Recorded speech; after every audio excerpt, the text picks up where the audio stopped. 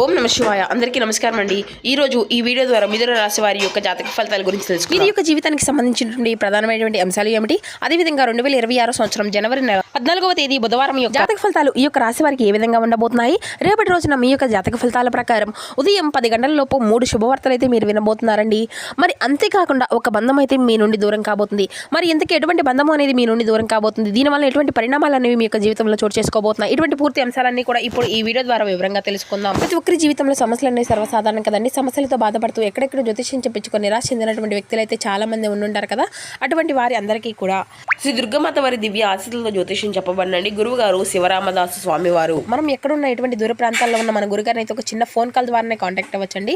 మన గురుగారి యొక్క కాంటాక్ట్ నెంబర్ వచ్చేసి 7989049722. మీకు అది ఏ విధమైనటువంటి సమస్య అయినా కావచ్చు, కుటుంబం, వ్యాపారం, ఆరోగ్యం, కోర్టు, విదేశీ ప్రయాణం, ఆరోగ్యం, రాజకీయం, సంతానం, ప్రేమ, పెళ్లి, ఆర్థికపరమైనటువంటి ఇబ్బంది, ఎటువంటి సమస్యలకైనా మన గురుగారి దగ్గర అయితే మంచి పరిష్కార మార్గం అయితే లభిస్తుందండి. ఒక్కసారి ప్రయత్నించి చూడండి, ఖచ్చితంగా మీకు ఉన్నటువంటి సమస్యల నుండి అయితే బయటపడగలుగుతారు. ముఖ్యంగా వివరాలకు వస్తే కనుక తుల రాశి అనేది రాశిచక్రంలోని 7వ రాశి. చిత్తా నక్షత్రం 3-4 పాదాలు, స్వాతి నక్షత్రం 4 పాదాలు, విశాఖ నక్షత్రం 1-2 పాదాలు జన్మించినటువంటి వారు ఈ యొక్క తులారాశి పరిధిలోకి వస్తారు. ఈ యొక్క తులారాశి అధిపతి శుక్రుడు. ముందుగా వీరిలో ఉండే మంచి గుణాలు కనుక మనం గమనించినట్లయితే బోల్డ్ ఉన్నాయని చెప్పాలండి. వీరికి ఓపిక అనేది చాలా అధికంగా ఉంటుంది. వీరు చాలా అందంగా ఉంటారు, అందమైనటువంటి మనసును కలిగి ఉంటారు, అందరితో ప్రేమగా మాట్లాడతారు, అబద్ధాలను అసలు మాట్లాడరు. ఏది ఏమైనా సరే ఉన్నది ఉన్నట్లుగా మాట్లాడతారు. ఇప్పటి వరకు కష్టపడుతూనే పెరిగారు, ఎన్నో బాధలను పడ్డారు, జీవితంలో డబ్బును బాగా సంపాదించాలి అని అనుకుంటూ ఉంటారు. దానికోసం వీరు ఎంతో కష్టపడుతూ ఉంటారు. అయినా వీరికి మంచి జీవితం అనేది ఉండబోతుందండి. ఇక వీరి యొక్క జీవితంలో కొన్ని మార్పులు కూడా జరగబోతున్నాయి. ఇక ముఖ్యంగా వివరాలకు వస్తే కనుక మిథున రాశి అనేది రాశిచక్రంలోని 3వ రాశి. మృగశిర నక్షత్రం 3-4 పాదాలు, అర్ధ నక్షత్రం 1-2-3-4 పాదాలు, పునర్వసు నక్షత్రం 1-2-3 పాదాల్లో జన్మించిన వారు ఈ యొక్క మిథున రాశి పరిధిలోకి వస్తారు. ఈ యొక్క మిథున రాశి అధిపతి బుధుడు. మీ యొక్క జీవితంలో కొన్ని మార్పులు కూడా జరగబోతున్నాయండి. అయితే వీరు చాలా తెలివైనటువంటి వారు అని చెప్పాలి. వీరికి తెలివితేటలు, ధైర్యం చాలా అధికంగా ఉంటుంది. ఏ పని చేసినా చాలా తెలివిగా చేస్తారు. ఏ సమస్య వచ్చినా చాలా ధైర్యంగా ఎదుర్కొంటారు. వీరి మాటల్లో గొప్పతనం ఉంటుంది, గుండెల్లో ధైర్యం ఉంటుంది. నా అనుకున్నటువంటి వారి కోసం ఏదైనా చేస్తారు. వారికి ఎటువంటి ఆపద వచ్చినా కూడా వీరు చాలా తోడుగా ఉంటారు అని చెప్పాలి. ఇక వీరికైతే మోసం చేయడం అసలు కుదరదని చెప్పాలండి. కానీ వీరిని కొంతమంది మోసం చేస్తూ అంటారు. అయినా వీరికైతే మంచి భవిష్యత్తు అనేది ఉండబోతుంది.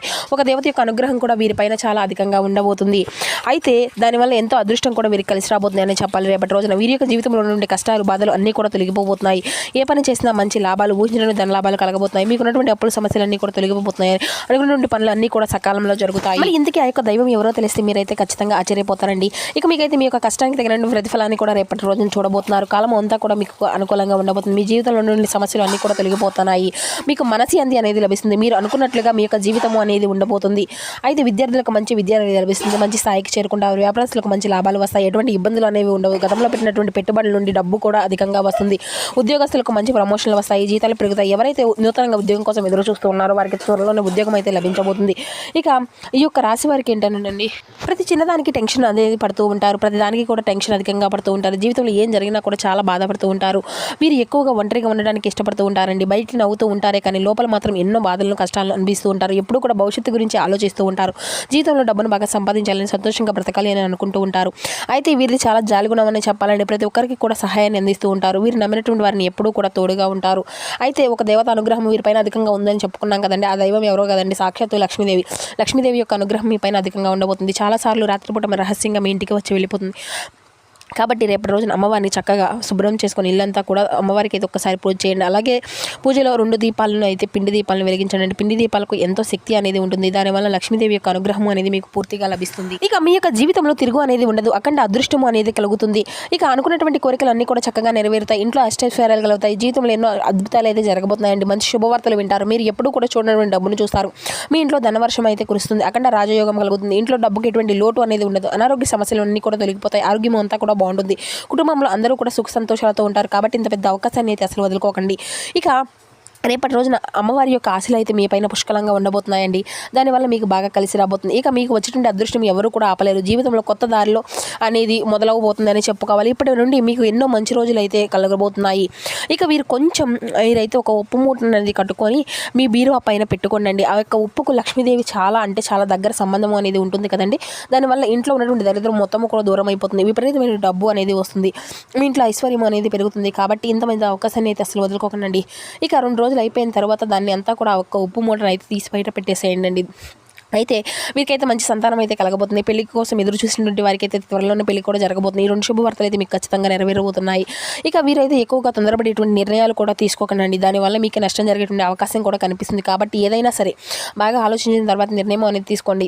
దానివల్ల అంతా కూడా మంచి లాభాలే వస్తాయి. ఇక రేపటి రోజున మీకు వీలైతే పేదవారికి ఆహారం అనేది దానం చేయండి. ఆకలితో ఉన్నటువంటి వారికి అన్నం పెడితే కోటి జన్మల పుణ్య ఫలితము అనేది వస్తుంది. మీ జీవితంలో ఉన్నటువంటి సర్వదోషాలు తొలగిపోతాయి.